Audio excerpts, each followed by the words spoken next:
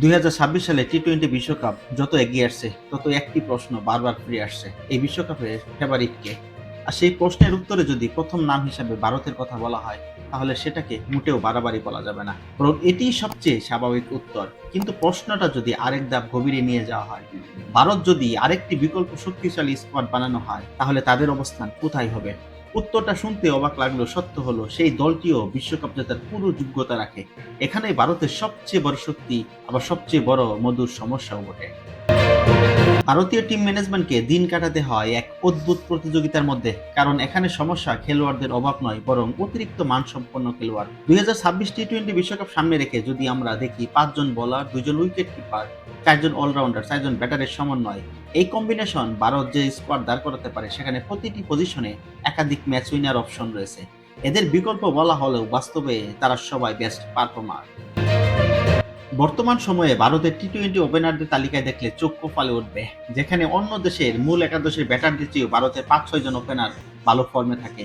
এই চিরাচরিত সমস্যায় অধিনায়ক ও টিম ম্যানেজমেন্টকে ভাবতে হয়, কাকে খেলাবো, কাকে বসাবো। রুদ্রাজ গাইকোয়াড, জয়সওয়াল, প্রিন্স আরিয়া, এই 3 জনের মধ্যে যে কোনো 2 জনকে ওপেনিং এ পাঠালে পাওয়ার প্লেতে বাউন্ডারি নিশ্চয়তা, বোলারদের উপর আগ্রাসী ডমিনেশন, স্কোরবোর্ড সবসময় সচল।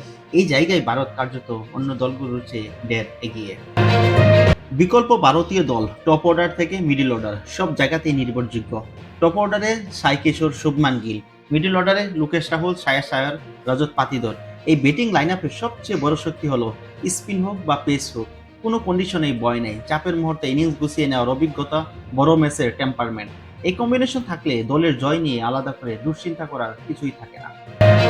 অনেকে বলে ভারতে অলরাউন্ডার সংকট আছে, কিন্তু সত্যি কি তাই? আইপিএল কাঁপানো কিছু নাম দেখলেই ধারণা বদলে যাবে আপনার। রায়ান পরাগ, নীতিশ কুমার রেড্ডি, ক্রুণাল পান্ডিয়া, আশুতোষ শর্মা, এরা সবাই নিজেদের দিনে এক হাতে যেমন ম্যাচ ঘুরিয়ে দিতে পারে ব্যাটে, আবার অন্য হাতে প্রতিপক্ষকে চাপে ফেলতে পারে বোলিং করে। টি-20 ফরম্যাটে এমন অলরাউন্ডার আসলে সোনার খনি। আইপিএল ইতিহাসে সবচেয়ে কৃপণ বোলারদের কথা বললে রাহুল শর্মার নাম আসাটা স্বাভাবিক। যেমন bowling variation, death over control, চাপের মধ্যে পারফরম্যান্স, সব মিলিয়ে তিনি মূল একাদশের দাবিদার। আর অন্যদিকে যুবেন্দ্র চাহাল নিজের সেরা দিনে যে কোনো ব্যাটিং লাইন আপকে ধ্বংস করে দিতে পারেন। বিশ্বকাপের মতো বড় মঞ্চে এমন উইকেট টেকিং স্পিনার অমূল্য একটি টিমের জন্য। পেস বোলিং বিভাগে ভারতের বিকল্পের গভীরতা এতটাই বিস্তৃত যে আলাদা করে কোনো একজনকে ঘিরে প্রশ্ন তোলার সুযোগ থাকে না।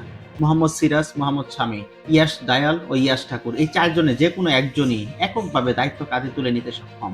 নতুন বলের সুইং হোক কিংবা ডেথ ওভারের চাপ, সব পরিস্থিতিতে নিজেদের কার্যকারিতা প্রমাণ করে যাচ্ছেন তারা।